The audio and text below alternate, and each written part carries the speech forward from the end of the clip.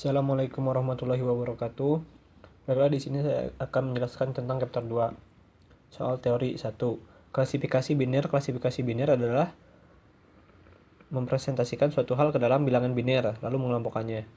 Seperti pada gambar kita terdapat dua jenis, kotak dan bulat. Nah, di sini kita klasifikasikan, di sini yang bulat, di sini yang kotak.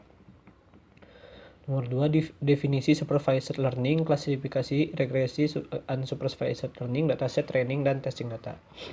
Seperti yang saya sudah jelaskan pada chapter 1, supervised learning adalah sebuah pendekatan yang sudah ada datanya dan tinggal mengelompokkan data tersebut pada data yang sudah ada. Contohnya saya punya banyak buku nih. Dan saya kategorikan sebagai berikut: komik, novel, dan akademik. Kemudian saya membeli sebuah komik One Piece, tentu saja saya akan meletakkannya di bagian komik. Gitu dia. Kalau di sini ada kucing, dan juga di sini ada kucing, anjing, bisa kalian lihat sendiri. Nah, ini unsupervised learning. Unsupervised learning tidak memiliki data, sehingga kita mengelompokkan data tersebut menjadi beberapa bagian.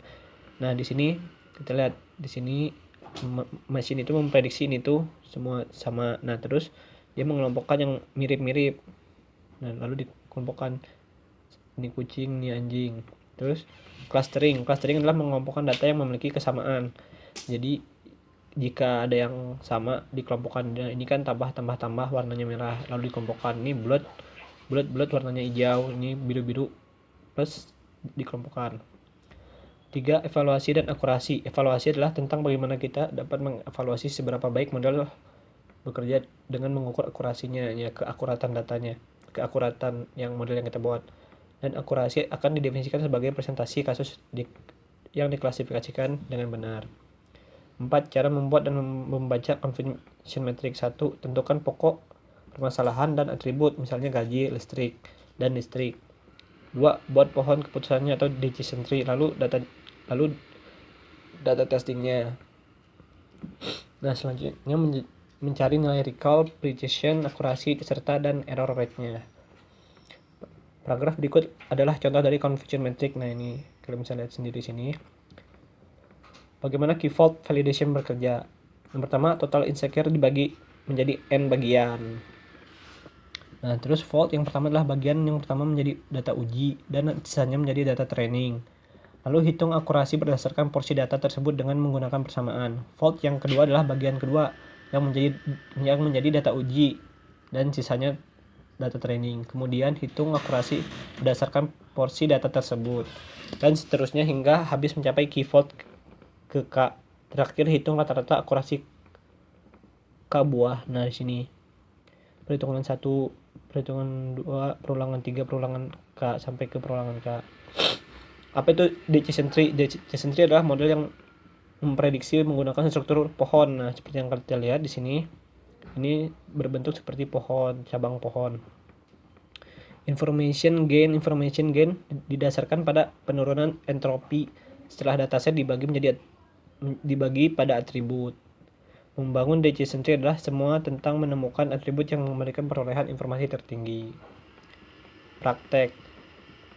Nah, di sini kita import banyaknya baris atau panjang. Nah, di sini kita import dataset. Yang kedua, sumbu 0 kolom, 1 sama dengan baris. Nah, di sini gemonomi path sama dengan lambda. Nah, nomor 3, get dummies, kolom palsu sesuai dengan isi. Use one hot encoding on categorical column. Nah, ini use hot encoding itu dia kayak mengkategorikan yang kolomnya itu. Terus nomor 4, shuffle row. Jadi kita random dulu, terus kita split data training dan data testnya. Terus tampilkan baris. Nah, di sini tampilkan baris sampai dengan 500. Di sini sisanya. Kemudian kita pas jumlah siswanya di dataset ini. Nomor 5, fit a decision tree. Nah, 1 semangka. T sama dengan semangka sama dengan tree decision tree klasifikasi. Terus fit menyesuaikan bobot nilai data sehingga akurasi lebih baik. Nomor 6, pertama import dulu, terus buat T-nya yang di sini tuh naga. Nah, di sini graph itu pisang. Graph.